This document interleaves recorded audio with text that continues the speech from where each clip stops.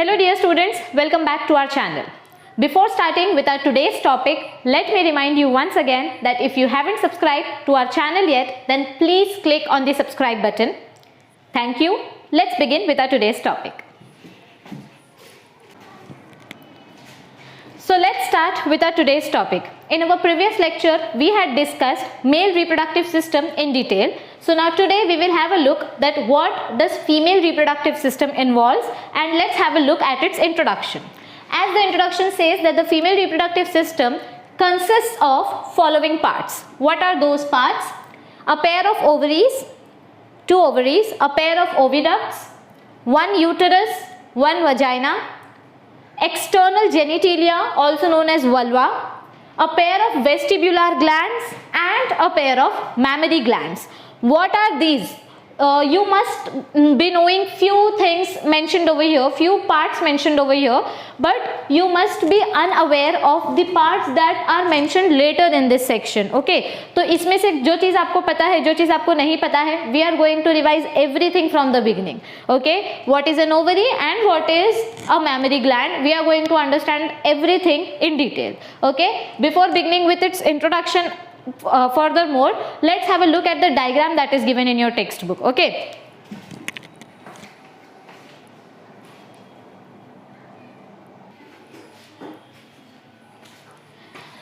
As you can see, this is the diagram of the female reproductive system which is mentioned in your textbook. Okay, I have already done the labelings, so you can label them accordingly. The first label begins with ampulla. We are going to understand, we are going to discuss in detail the functions of each and every label that is mentioned over here. एक label का हम detail में description और उसका uses देखेंगे. You just need to label everything very properly. Okay, so beginning with the first label is ampulla.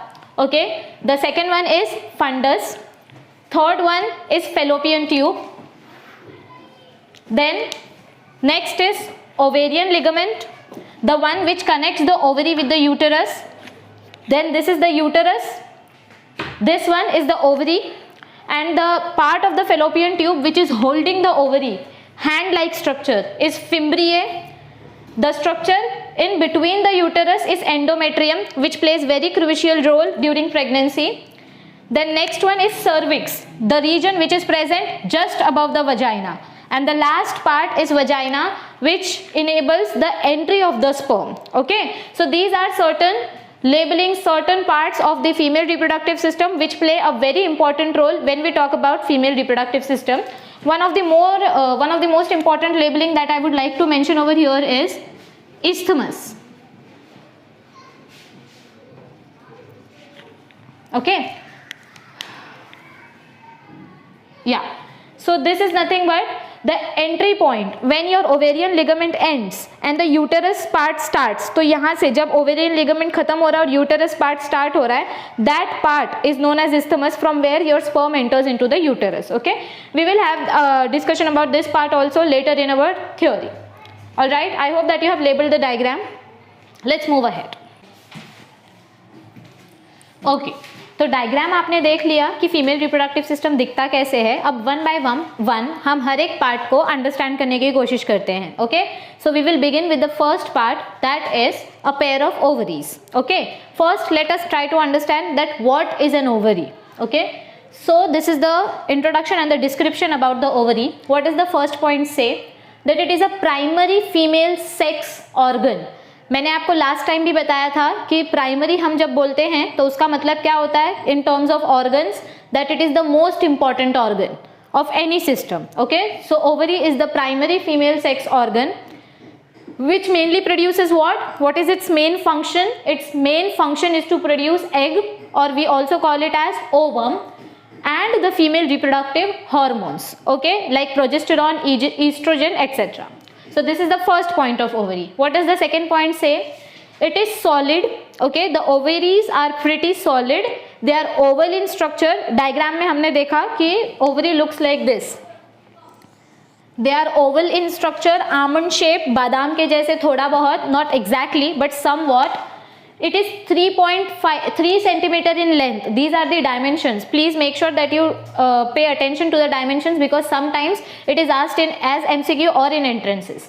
So its dimensions are 3 centimeter in length, 1.5 centimeter in breadth, 3 centimeter in length, 1.5 centimeter in breadth, and 1 centimeter thick organ. Okay, where is it located? It is located in the upper lateral part of the pelvis. Okay, when we talk about pelvis, we talk about your pelvic girdle. तो आपके pelvis के ऊपर की तरफ lateral part में ये present है. Lateral means the side body. Okay, so it is present. It is located in the upper lateral part of the pelvis near the kidneys. They are present just below the kidneys in the dorsal part. Okay, body के अगर kidneys आगे हैं तो आपकी ovaries kidneys से थोड़ा सा नीचे पीछे की तरफ प्रेजेंट होंगी, क्योंकि बॉडी कैसे 3 डायमेंशनल स्ट्रक्चर है, सब कुछ एक साथ नहीं रख सकते. कुछ चीजें आगे वेंट्रल की तरफ तो कुछ चीजें पीछे डॉर्सल की तरफ तो कुछ चीजें laterally. Okay, so they are present in the lateral part near the kidneys. Each ovary is held in position by ligaments by attaching it to the uterus. हमने डायग्राम में देखा था ओवरियन लिगामेंट, ऐसा ओवरी था, यहाँ से ये ligament जा रहा था और ये यूटेरस से अटैच था, करेक्ट, और यहाँ से फेलोपियन ट्यूब आके इस ओवरी को पकड़ा हुआ था. So this is your ovary. Okay, which is attached by what? Ovarian ligament. So ऐसे बहुत सारे लिगामेंट्स होते हैं जो अलग अलग फंक्शन करते हैं, बट मेनली ओवेरियन लिगामेंट का क्या काम होता है कि वो यूटेरस से ओवरी को पकड़ के रखे. इस ओवरी को यूटेरस से पकड़ के रखेगा ओवेरियन लिगामेंट, और यहाँ से जो लिगामेंट निकलेगा, मतलब ओवरी को यूटेरस से पकड़ के रखने के लिए ओवेरियन लिगामेंट, और ओवरी को एब्डोमेन से पकड़ के रखने के लिए, नहीं तो ओवरी हवा में लटकेगी, तो ओवरी को बॉडी के साइड वॉल से पकड़ के रखने के लिए other ligaments are present. And basically ligaments help in what? In attachment. So the ovary is held in position by ligaments by attaching it to the uterus and the abdominal wall. अंदर की तरफ uterus से attached होता है वो, this is the uterus, और बाहर की तरफ एब्डोमिनल वॉल से lateral part. Okay, the largest of these is the broad ligament. ऐसे बहुत सारे लिगामेंट्स होते हैं, उसमें से सबसे लार्जेस्ट कौन सा होता है? Broad ligament, which is formed by a fold of peritoneum. What is peritoneum? ये मैंने बहुत बार आप लोगों को बताया है. आपके स्टमक में ऐसा इमेजिन करो कि आप एक वेजिटेबल का बैग लेकर जा रहे हो. उस बैग में, ऐसे बड़ा सा बैग है, उस बैग में आपने चिलीज रखी है, मिर्ची रखी है, ग्रीन पी वटाने का थैली है, और ब्रिंजल का थैली है. ऐसे बहुत सारे वेजिटेबल्स का छोटा छोटा बैग्स है. अब अगर मैं सारा वेजिटेबल डायरेक्टली मिक्स कर दूं तो मुझे बाद में सेपरेट करने में बहुत प्रॉब्लम होगा, लेकिन मैं सारे वेजिटेबल्स को अलग अलग बैग में लेकर फिर उसको बड़े बैग में डालूं तो वो आसानी से सेपरेट हो जाएगा. ऐसे ही अपना एब्डोमिनल कैविटी होता है. एब्डोमिनल कैविटी में स्टमक है, इंटेस्टाइन है, पैनक्रियाज है, लिवर है, किडनी है, ओवरी है, सब कुछ है. तो ये सब कुछ आपस में कॉम्प्लिकेटेड ना हो जाए, इसीलिए एब्डोमिनल कैविटी के हर एक ऑर्गन के ऊपर एक ट्रांसपेरेंट शीट होती है. ओके, जैसे भाजी की थैली में छोटे छोटे बैग्स होते हैं, वैसे ही अपने एब्डोमिनल कैविटी में हर एक ऑर्गन के ऊपर छोटा छोटा एक कवरिंग होता है. तो एब्डोमिनल कैविटी के अंदर जो कवरिंग्स होती हैं, जो ट्रांसपेरेंट लेयर होती है हर ऑर्गन के ऊपर, उस लेयर को हम बोलते हैं पेरिटोनियम. क्या बोलते हैं? Peritoneum. Okay, so this peritoneum helps in what? It helps in the manufacturing of the ligament, broad ligament. Then next point, it holds the ovary, oviduct and the uterus to dorsal body wall. ये broad ligament का काम क्या है? किसी भी चीज को जब हम किसी लिगामेंट से अटैच करते हैं, या सिंपल एग्जांपल अगर आपको दे दूं, आप जब कपड़े के एक पीस को कपड़े के दूसरे पीस से अटैच करोगे with the help of a safety pin या किसी थ्रेड के निडल और थ्रेड से जब आप उसको स्टिच करोगे, तो वो स्टिच का काम क्या होता है? दोनों पीसेस को पकड़ के रखना, right? Suppose this is a safety pin. इस सेफ्टी पिन को मैंने इस पेपर और इस पेपर से अटैच कर दिया, तो अब ये दोनों पेपर हिलेंगे नहीं, एक ही जगह पे रहेंगे. तो वैसे ही लिगामेंट का काम क्या होता है? To hold the organs at their place. Okay, then next, the ovarian ligament attaches ovary to the uterus. This thing जो हमने डायग्राम में देखा कि ये बीच की जो लिगामेंट होती है उसका फंक्शन क्या होता है? ओवरी को यूटेरस से अटैच करके रखना. Uterus as in simple terms it is womb. इसको कोख बोलते हैं हम. This is the womb of the mother. Okay, the ovary produces what? This point is very important, please highlight it. Production, the products of the ovary.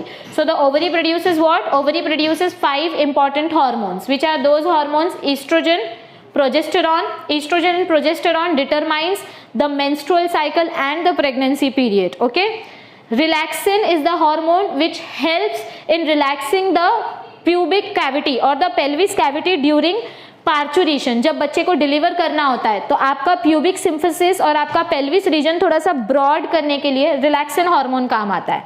Activin and inhibin, इनका function ऐसा specifically mention नहीं किया है, लेकिन आप ऐसा समझ सकते हैं कि आफ्टर डिलीवरी जब मदर के बॉडी के सारे बोन्स और सारे मसल्स वापस से रिपेयर हो रहे होते हैं तो ये दो हार्मोन्स का बहुत ज़्यादा काम होता है। Okay, so this was the introduction about the ovary. I hope that you understood it pretty well. Let's move ahead. Alright, we had a look about the introduction of the ovary, that what is an ovary. Now let's see that how does it develop. Okay, so here we have discussed about its structure and its development. Okay, so this is the initial part of its structure and development. Let's have a look at it.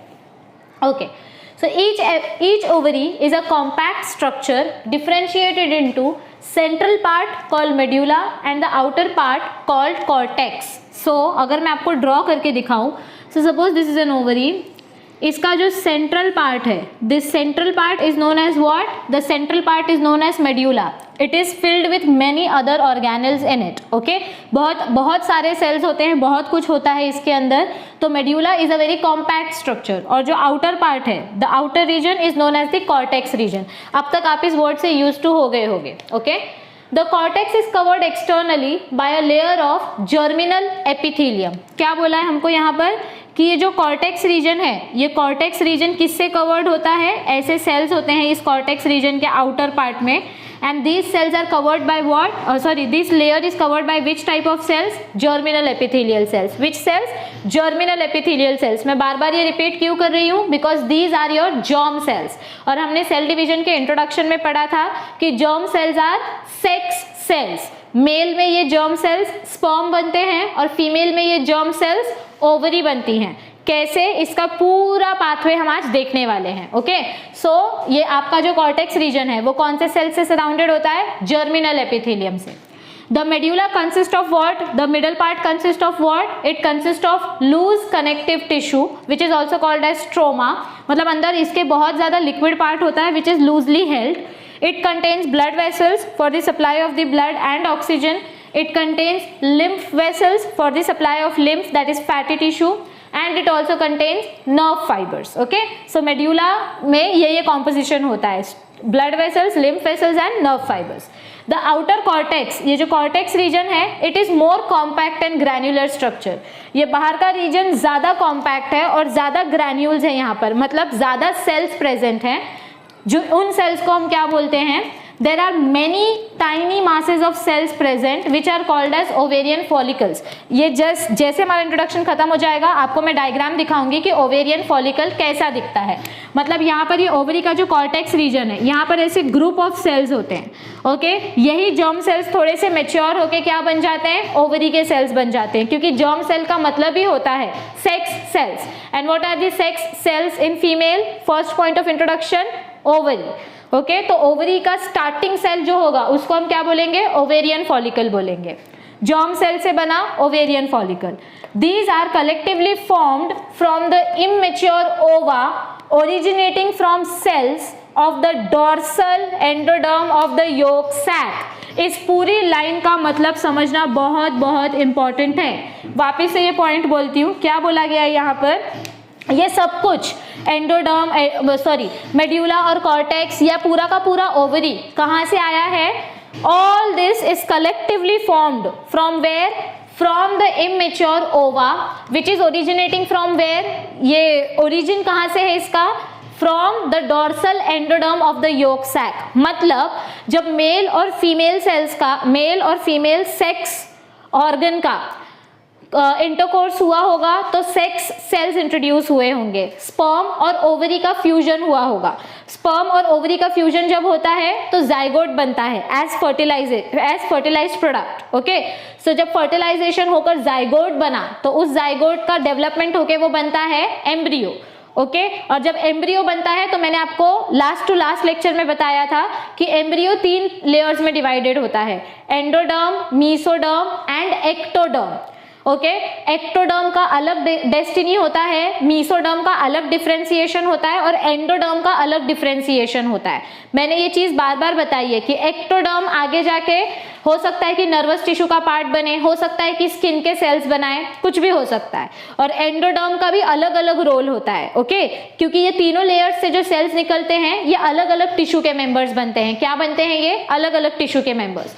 तो यहाँ पर हमको क्या बताया है कि embryo का जो एंडोडर्म होगा उसी एंडोडर्म के सेल्स से आगे की ओवरीज बनेंगी। क्या बनेंगी? ओवरीज। तो इसका मतलब जब स्पर्म और ओवरी फ्यूज हुआ, फ्यूज होके जाइगोट बना, तो वो जाइगोट बनने के बाद जैसे ही वो एम्ब्रियो बना, उसी दिन से जब एंडोडर्म बन जाती है, जाइगोट से एम्ब्रियो बन जाता है, तो उसी टाइम से ओवरीज बनना स्टार्ट हो जाती है। मतलब कि फीमेल के बर्थ होने से बहुत पहले, मतलब प्रेगनेंसी के स्टार्टिंग 3 to 4 मंथ्स में ही फीमेल के बॉडी में बहुत सारी ओवरीज रेडी हो जाती हैं। ओके, सो ये ओवरी कहाँ से आती है? ओवरी का बेसिक जर्मिनल सेल कहाँ से आता है? From the endoderm of the embryo.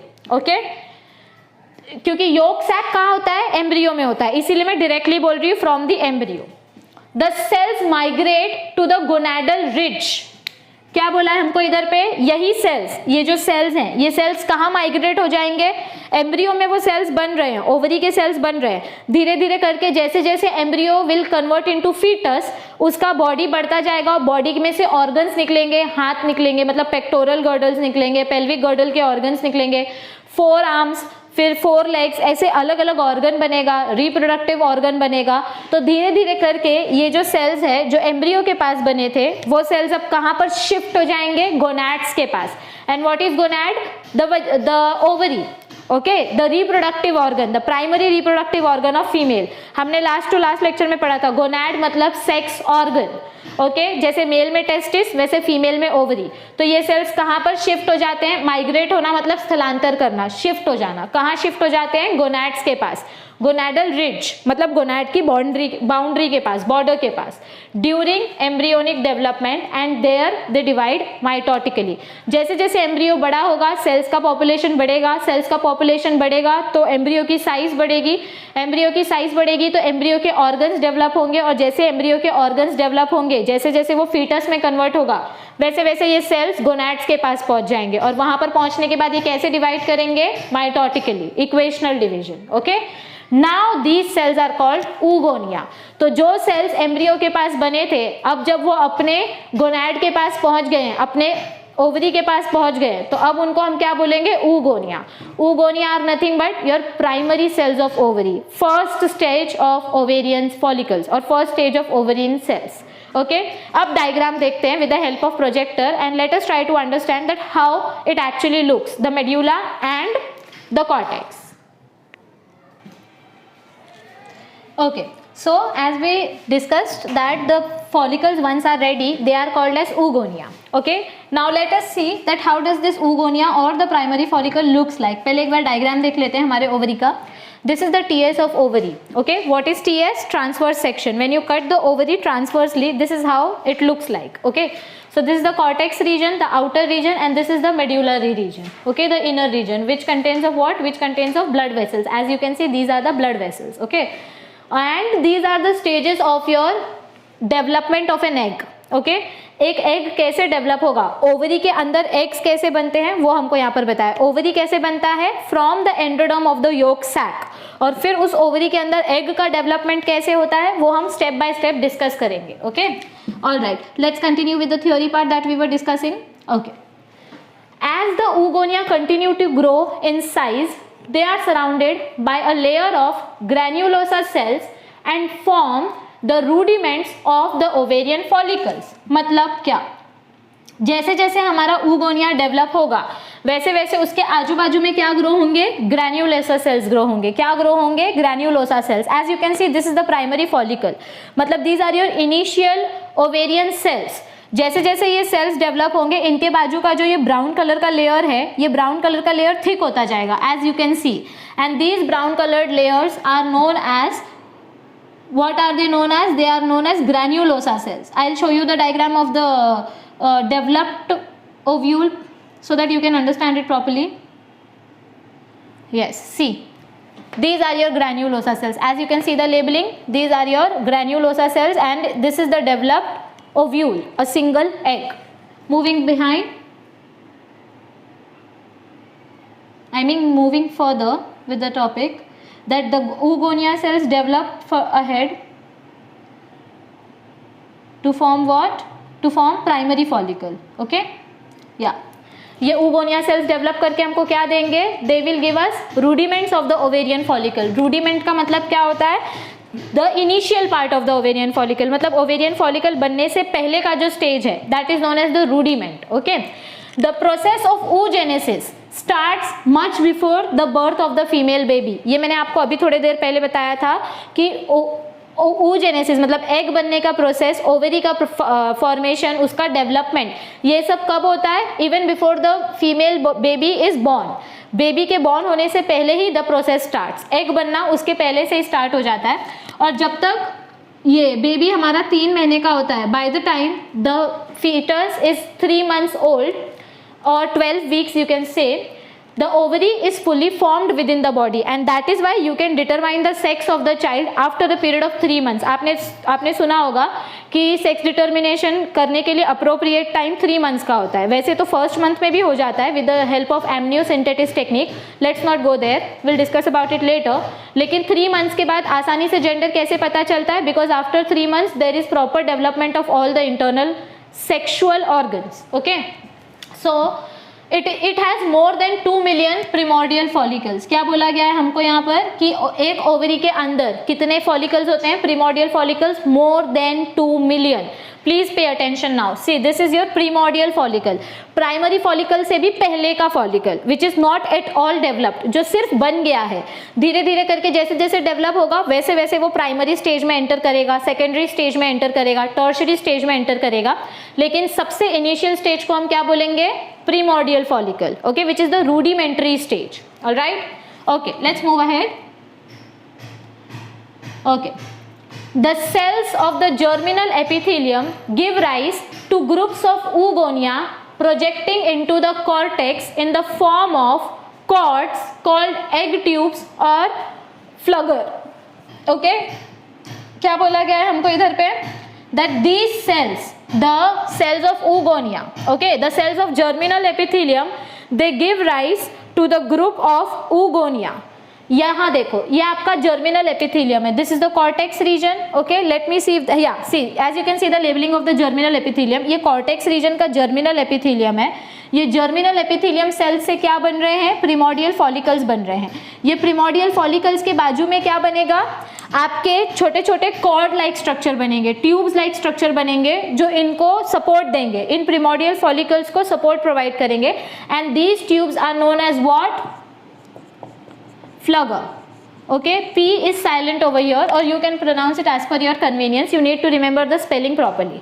Okay, so germinal epithelial cells help in the formation of these flugger and each cord at its end has a round mass of oogonial cells. क्या बोला जा रहा है हमको यहाँ पर कि ये जो फ्लगर बनता है, ये जो कॉर्ड सेल्स बनते हैं, इन कॉर्ड सेल्स के राउंड में क्या होता है? There are many round mass of oogonial cells present which are also called as egg nets. क्या बोलते हैं हम उनको? Egg nets from which our primary or we can say primordial ovarian follicles develop. See, just have a look. There should be no confusion regarding the diagram. This is your primordial follicle. इस primordial follicles के बाजू में क्या बनेंगे? छोटे छोटे tube जैसे structure बनेंगे. वो ट्यूब जैसे स्ट्रक्चर के वजह से इनके आजू बाजू में नेट जैसा स्ट्रक्चर बनेगा. When we talk about net we consider this structure. Okay, net जैसा स्ट्रक्चर बनेगा और एक मेम्ब्रेन बन जाएगी. तो मेम्ब्रेन के वजह से इनका स्ट्रक्चर कंप्लीट हो जाएगा और आपका प्रिमोडियल फॉलिकल डेवलप होके प्राइमरी फॉलिकल बन जाएगा. I hope this is clear. ये ट्यूब्स को हम बोलते हैं फ्लगर और कॉर्ड्स, एग कॉर्ड्स. और यही कॉर्ड्स जब हमारे प्रिमोडियल फॉलिकल को सराउंड कर देते हैं तो उसको हम बोलते हैं एग नेस्ट. और इसी नेस्ट के वजह से our primordial follicle develops into what? It develops into primary follicle. Make sure that you are understanding everything properly. Okay, all right. Now each primordial follicle, what has been told over here, that each primordial follicle has at its center a large primary oocyte. अगर आप diagram देखो तो आपको हर एक primordial follicle के आजू बाजू में ऐसे सेल्स दिखाई देंगे, डार्क ग्रैन्युलोसा सेल्स. और सेंटर में आपको क्या दिखाई देगा, एक oocyte, and this oocyte is diploid in nature. Please make sure that you underline this word, that the primary oocyte जो प्रिमोडियल फॉलिकल के बीच में प्रेजेंट है उसको हम क्या, वो कौन सा, उसका नेचर कैसा है, it is diploid in nature, मतलब it contains complete set of chromosomes, okay, which is surrounded by a single layer of flat follicular cells. इस oocyte के बाजू में सिंगल सेल्स सराउंडेड हैं. क्या है, सिंगल लेयर ऑफ सेल्स है of follicles. Follicles means a simple layer which provides nourishment to the developing oocyte. The primary oocyte starts with its meiotic division but gets arrested at meiosis 1. ये जो oocyte है यहाँ पर meiosis होना start होगा. meiosis होगा मतलब क्या होगा, 2n से आपको क्या मिलेंगे, n और फिर n, मतलब 4 हेप्लॉइड सेल्स मिलेंगे, लेकिन ये कंप्लीट यहाँ तक पहुंच ही नहीं पाता है. आपका डिप्लॉयड oocyte जो है ये meiosis करना स्टार्ट तो करता है but it gets stuck at what stage, वो रुक जाता है. कहाँ पर अरेस्ट हो जाता है, वो meiosis 1 के स्टेज में अरेस्ट हो जाता है. Of the 2 million primordial follicles embedded in the fetal ovary, only about 1 million remain at birth. आधे से ज़्यादा ovaries, आधे से ज़्यादा oocytes, ovaries नहीं oocytes, आधे से ज़्यादा oocytes इस स्टेज पे अरेस्ट होने की वजह से वो डेड हो जाते हैं या डिस्कार्ड हो जाते हैं, मतलब उनको निकाल दिया जाता है. तो जो नंबर ऑफ फॉलिकल्स बेबी के बर्थ होने के पहले थे, मतलब there were 2 million ovarian follicles, वो बेबी के बर्थ होने के बाद कितने बचते हैं, सिर्फ 1 मिलियन, क्योंकि कुछ सेल्स में ही मियोसिस का स्टेज कंप्लीट होता है. और जिन सेल्स में मियोसिस का स्टेज कंप्लीट होगा हमको कंप्लीट ओवेरियन फॉलिकल्स मिलेंगे, कंप्लीट ओव्यूल्स मिलेंगे, और complete ovules are only capable of fertilization. तो जो सेल्स फर्टिलाइज करने के लायक हैं हम सिर्फ उन्हीं को काउंट करेंगे. तो 2 मिलियन से नंबर कहाँ पर आ गया, 1 मिलियन में. Why, because of the stage where it gets arrested. Okay, all right. And only about 40,000 remains at the time of puberty.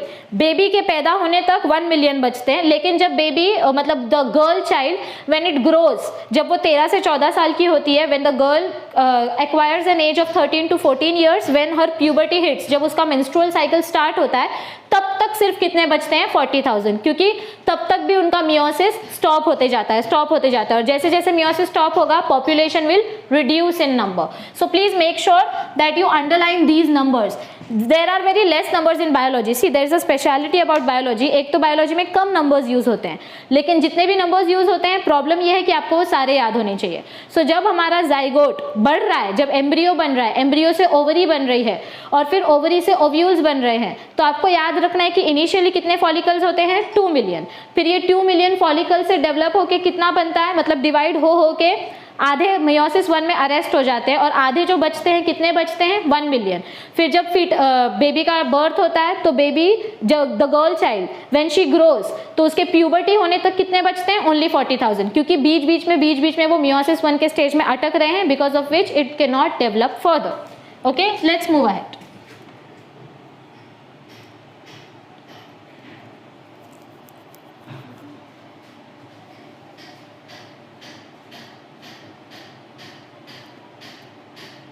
Yeah, let's move with this point. Let me just clear the board.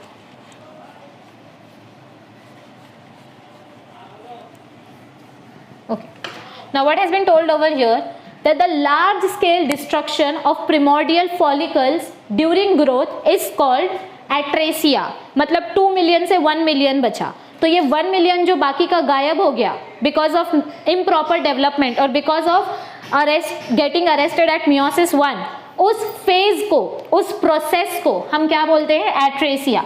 It is a very less known phenomenon. आधे से ज़्यादा बच्चों को ये कभी याद नहीं होता है, but make sure those who are aspiring for entrances you have to remember this. Okay, ये ज़्यादातर वैसे कभी पूछा नहीं गया है 12th स्टैंडर्ड के बोर्ड में, but you never know that what can be asked in your entrance exam. So the loss of ovaries, the loss of ovules during the development of its structure, the lost or the destructed primordial follicles are known as what? The process is known as atresia. Okay, all right. The development of the primordial follicles into mature or Graafian follicles restarts with the onset of puberty. अब follicles कैसे बनते हैं उसके बारे में हम पढ़ेंगे, ठीक है. सो प्रिमोडियल फॉलिकल मतलब जो फर्स्ट स्टेज से भी पहले वाला स्टेज है, जो छोटे छोटे ओवेरियन फॉलिकल आपको मिले हैं फ्रॉम कॉर्टेक्स रीजन, कॉर्टेक्स के पास जो जर्मिनल एपिथेलियम थी उसके वजह से जो आपको छोटे छोटे सेल्स मिले, उन सेल्स से जो आपका पहला फॉलिकल बनता है दैट इज प्रिमोडियल फॉलिकल। और अब ये प्रिमोडियल फॉलिकल स्टैचू हो गए हैं, they are no more developing. ये इनका डेवलपमेंट कब स्टार्ट होगा? When the girl will start its her menstrual cycle और when she will hit the age of puberty. जब उसका प्यूबर्टी स्टार्ट होगा, at that time only the development of the primordial follicle will take place. Okay, let's move ahead. During each menstrual cycle only one primordial follicle starts growing to form the Graafian follicle. ये Graafian follicle क्या है? What is it? Graafian follicle is nothing but the matured ovule या the matured oocyte। मतलब बहुत सारे follicles के stage को cross करके जब आपका फाइनल एग बन जाता है उसको हम बोलते हैं ग्राफियन फॉलिकल। ग्राफियन फॉलिकल के अंदर आपका मेन oocyte होता है। जब ये ग्राफियन फॉलिकल बर्स्ट होता है तो एग रिलीज होता है और उसी रिलीज्ड एग के साथ स्पर्म फ्यूज होता है फॉर फर्टिलाइजेशन। और ये ग्राफियन फॉलिकल कब बनता है? After puberty, once the menstrual cycle starts. हर मंथ में, हर मेंस्ट्रुअल साइकिल में सिर्फ एक प्रिमोडियल फॉलिकल डेवलप होके ग्राफियन फॉलिकल बनेगा। अब आपका क्वेश्चन ये होगा कि मैम 2 ओवरीज हैं तो कौन सी ओवरी में डेवलपमेंट कब होता है? So the development takes place alternatively. अगर एक मंथ लेफ्ट ओवरी का प्रिमोडियल फॉलिकल डेवलप हो रहा है तो सेकेंड मंथ में राइट ओवरी का प्रिमोडियल फॉलिकल डेवलप होकर ग्राफियन फॉलिकल बनाएगा। Always remember there is a release of egg alternatively, 1 month from left ovary, 1 month from right ovary. Okay, in each cycle, when we talk about cycle we mean menstrual cycle. In each cycle alternatively one of the 2 ovary produces Graafian follicle. अभी मैंने जो आपको बोला कि हर cycle में alternate production होता है, एक महीने में left ovary, the other month right ovary will give Graafian follicle. Okay, the first menstrual cycle or menarche begins normally at about 13 years and menopause, that is stopping of the cycle, happens at the age of 45 to 55 of years. ये आपको याद रखना है कि जब menstrual cycle start होता है तो हम उसको क्या बोलते हैं? menarche. And when it stops it is known as menopause. Okay, menarche and menopause. menarche का starting age क्या है? 13 years. और menstrual cycle stop कब होता है? approximately 45 to 55 years of age. Depends on the immunity of the woman and the health. Okay, the period in between menarche and menopause, 13 years से लेके 45 years तक के बीच का जो पीरियड है, मतलब 32 years का जो टाइम है, the period between menarche and menopause is the reproductive age of the female. This is the best time when a female can reproduce successfully. Okay, in this time the female will be producing a maximum of about 416 eggs. कैसे? There are 32 years. Please make sure that you understand this calculation. Total कितने years होते हैं? 13 years से लेके 45 years तक का time अगर आप काउंट करो, 13 ईयर्स इसलिए क्योंकि पीरियड स्टार्ट हो रहे हैं, 45 ईयर्स इसलिए क्योंकि मेंस्ट्रुअल साइकिल स्टॉप हो रहा है जनरली। सो टोटल कितने ईयर्स होते हैं? 32 ईयर्स। ओके, और इधर पे 13 से क्यों मल्टीप्लाई किया गया है? क्योंकि एक साल में 13 मेंस्ट्रुअल साइकिल होता है। How? The menstrual cycle is of 28 days. Okay, menstrual cycle कितने डेज का होता है? 28 डेज का। तो अगर हम 12 महीने के हिसाब से करें सो कितना होगा? Let us multiply directly by 13. 3 8s are 24, 3 2s are 6, 7 8, 1 8s are 8, 1 2s are 2. Approximately 364 days, and we know there are 365 days in a year, so 1 day is forgiven over here.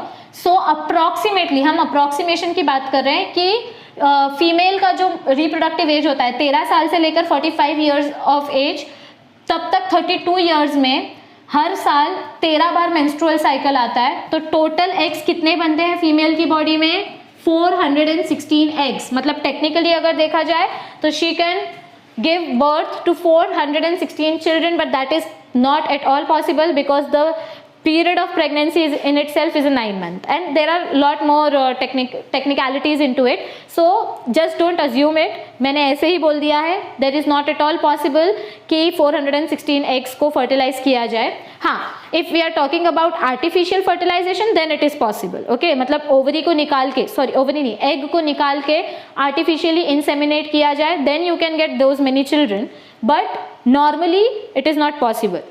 सिर्फ याद क्या रखना है आपको कि फीमेल की body में 32 years में कितने एग्स बन रहे हैं, 416 eggs.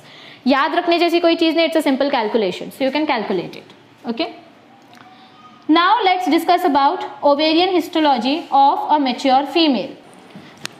Alright, so beginning with our topic ahead, ovarian histology of a mature female. Okay, हमने ये देखा कि ओवरी कैसे बनती है और ओवरी के अंदर के ओव्यूल्स कैसे डेवलप होते हैं. अब हम देखने जा रहे हैं कि एक मैच्योर ओवरी के अंदर क्या क्या चेंजेस होते हैं. मतलब जो हम इतने देर से बात कर रहे हैं कि 1 मिलियन प्रिमोडियल फॉलिकल बनता है, फिर धीरे धीरे प्यूबर्टी के एज तक पहुंचने तक only 40,000 primordial follicles are remaining.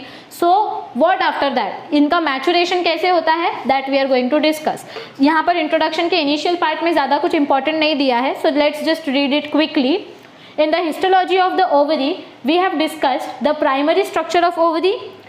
The following discussion includes the changes seen in the mature ovary, primarily in the cortex. पहले हम changes कहाँ पर देखेंगे, cortex region में. Okay?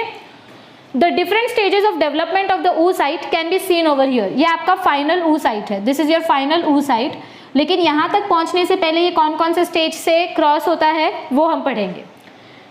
These changes in the ovary are cyclic, occurring during each menstrual cycle. ये सारे changes कैसे हैं, cyclic हैं, because they take place in a particular manner. Okay, मतलब आप in every month there is a formation of single ovule. All right?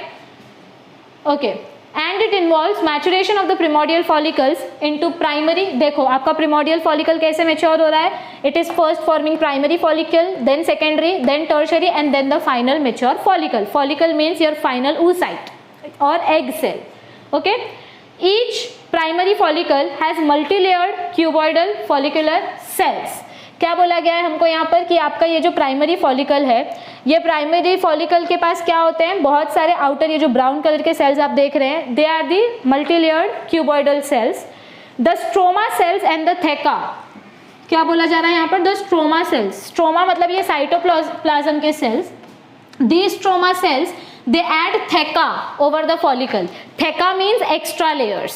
Okay, तो ये जो स्ट्रोमा के सेल्स हैं ये हमारे प्रिमोडियल फॉलिकल के पास क्या ऐड कर देंगे, एक्स्ट्रा लेयर्स. मतलब जब प्रिमोडियल से प्राइमरी फॉलिकल बन जाएगा तो प्राइमरी फॉलिकल्स के ऊपर क्या आ जाएंगे, एक्स्ट्रा लेयर्स ऐड हो जाएंगे. Okay, it now changes into a secondary follicle. आपका प्राइमरी फॉलिकल किस में बदल जाएगा, secondary follicle. See, primary follicles के ऊपर एक्स्ट्रा लेयर्स आ गई हैं, so primary follicle has converted, sorry primary follicle has converted into secondary follicle, and then secondary follicle will get converted into tertiary follicle. लेकिन टर्शरी फॉलिकल बनने से पहले उसमें और थोड़ा सा चेंज होता है. There is a growth of the oocyte and the granulosa cells increase in number. जब प्रिमोडियल फॉलिकल था तो बहुत छोटा सेल्स था, वो छोटे सेल्स के बाहर आपका एग नेस्ट बना तो प्राइमरी फॉलिकल बना. प्राइमरी फॉलिकल के बाहर थेका ऐड हुआ तो सेकेंडरी फॉलिकल बना. सेकेंडरी फॉलिकल के जैसे ही सेकेंडरी फॉलिकल बनता है तो उसके अंदर के ग्रैन्युलोसा सेल्स मल्टीप्लाई हो जाते हैं, they increase in number. Okay, they start producing the hormone oestrogen. ये क्या बनाना स्टार्ट कर रहे हैं, they have started producing oestrogen hormone. Okay, and once they start producing this hormone, the secondary follicle grows into the tertiary follicle, and that tertiary follicle gives rise to what, Graafian follicle. Okay, by addition of more follicular cells. मतलब जितना ज़्यादा follicular cells का population बढ़ेगा, जितना ज़्यादा cell की size बढ़ेगी, उतना ज़्यादा आपका डेवलपमेंट हो रहा है, ऐसा इंडिकेट होता है. As this process of maturation of follicle takes place, they begin to move towards the surface of the ovary. जैसे जैसे ये मैचुरेशन हो रहा है वैसे वैसे आपको क्या दिखाई देगा कि आपका जो oocyte है वो कहाँ पर मूव हो रहा है. पहले वो सेंटर पार्ट में था, धीरे धीरे करके वो ओवरी के बाउंड्री मेड्यूलर रीजन से आते हुए वो एकदम कॉर्टेक्स के कॉर्नर में पहुंच जाता है.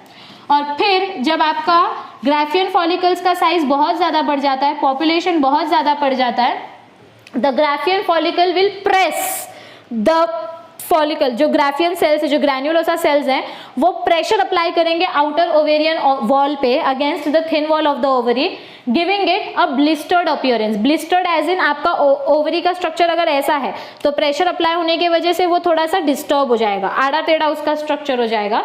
The egg is release from the Graafian follicle, और इतना ज्यादा प्रेशर क्रिएट हो जाता है ग्राफियन फॉलिकल के अंदर कि फाइनली जो oocyte अंदर डेवलप हो रहा था वो oocyte अब क्या हो गया, रिलीज हो गया।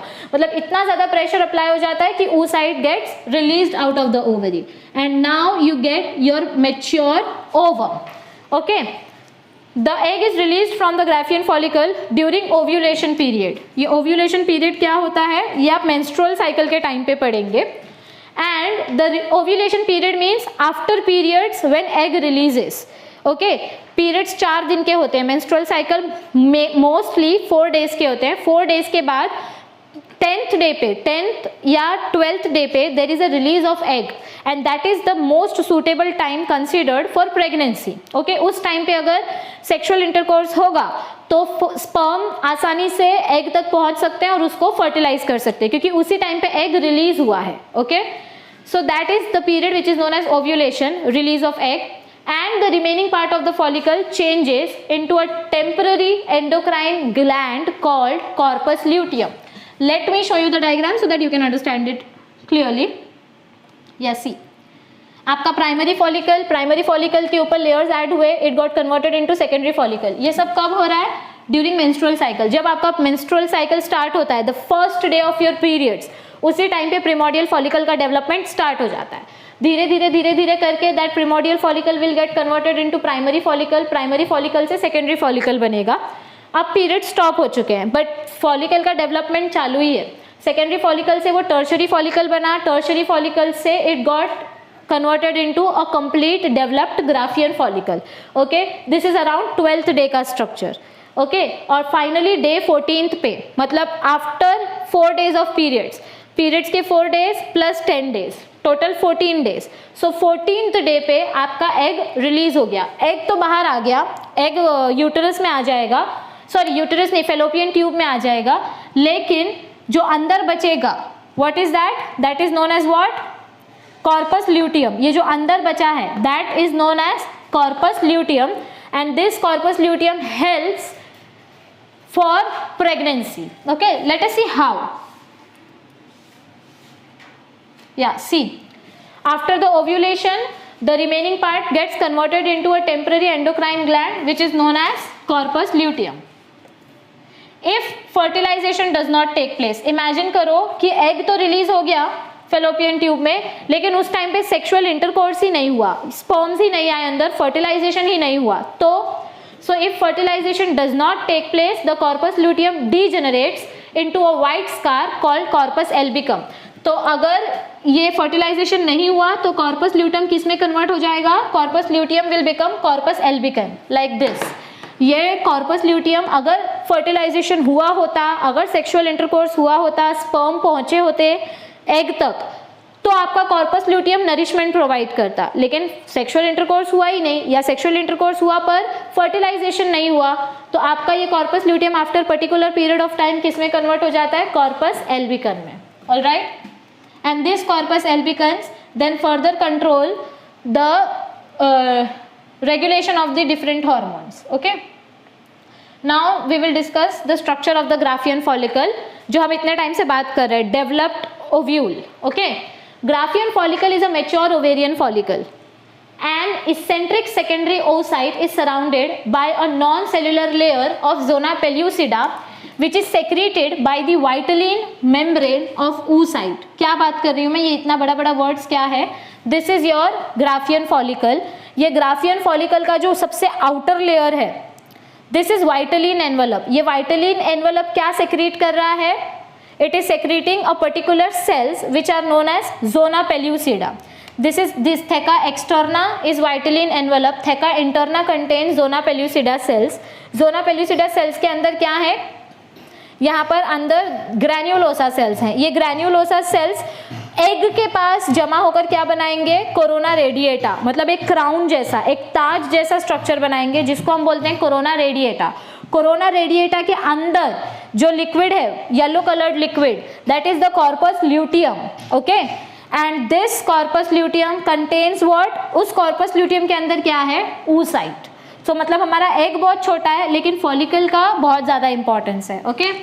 Alright, so the zona pellucida the eccentric secondary oocyte, eccentric मतलब सेंटर में जो हमारा oocyte है, सेंटर नहीं, lower bottom, is surrounded by non cellular layer of zona pellucida, जिसको किसने सेक्रेट किया है, वाइटलिन मेम्ब्रेन ने। मतलब वाइटलिन मेम्ब्रेन ने ज़ोना पेलुसिडा बनाया। Zona pellucida is the outer layer of Graafian follicle, okay.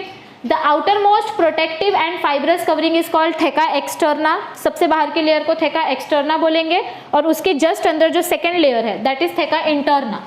क्या फंक्शन है इसका, it produces the hormone estrogen. What is its function? That it produces the hormone estrogen. Theca interna के अंदर क्या है, the follicular cells form the membrana granulosa, मतलब बाहर की तरफ theca externa, फिर इसके अंदर theca interna, this will produce estrogen। और theca interna के अंदर है granulosa cells। granulosa cells के अंदर white यहाँ पर लिक्विड है पूरा, जिसको हम बोलते हैं एंट्रम, और इस एंट्रम लिक्विड के अंदर यहाँ पर है कोरोना रेडिएटा के सेल्स, कोरोना रेडिएटा के अंदर कॉर्पस ल्यूटियम, और उसके बीच में आपका छोटा सा oocyte। सारा डायग्राम आपको दिया है, okay. From the membrane granulosa, ये जो ग्रैन्युलोसा के सेल्स हैं, from the membrane granulosa the cells differentiate into discus proligerus and the corona radiata cells. See we are talking about these cells, ये corona radiata cells, okay. Cumulus oosporus is the term used for the oocyte and surrounding granulosa cells। अगर मैं सिर्फ इतना part निकाल दूं बाहर तो इसको हम क्या बोलेंगे, ग्राफियन फॉलिकल को छोड़ के ये जो उसके अंदर का पार्ट है, मतलब कोरोना रेडिएटा और oocyte, इसको अगर मैं बाहर अलग से निकाल लूं तो उसको हम क्या बोलेंगे, क्यूमुलस oosporus, ओके। Cumulus इसलिए because it is still surrounded by the egg, oospore means the egg, it is still surrounded by other cells, that is why it is known as cumulus oosporus। A fluid-filled cavity called antrum lies between the oocyte and the membrane granulosa। यहाँ पर देखो ये antrum fluid present है जो मैंने यहाँ पर label किया है। This fluid provides nourishment to the oocyte। It is present between the oocyte and the membrane granulosa। It is filled with a fluid called liquor folliculi। आपका ये जो antrum है, ये इस antrum में कौन सा liquid present है, liquor folliculi। Okay, so I hope that you understood the structure of the Graafian follicle। Alright, so I hope that today's lecture was very much helpful to you. If you have any queries regarding today's topic or any previous topic, then please feel free to ask your queries in our comment section. Hopefully we will try to cover the remaining part of today's topic in our next lecture. Let's see. Alright, and if you liked our video, then do not forget to click on the like button, comment your views and share it with as many people as possible. And if you haven't subscribed to our channel yet, then please click on the subscribe button. Thank you. Stay tuned. See you soon.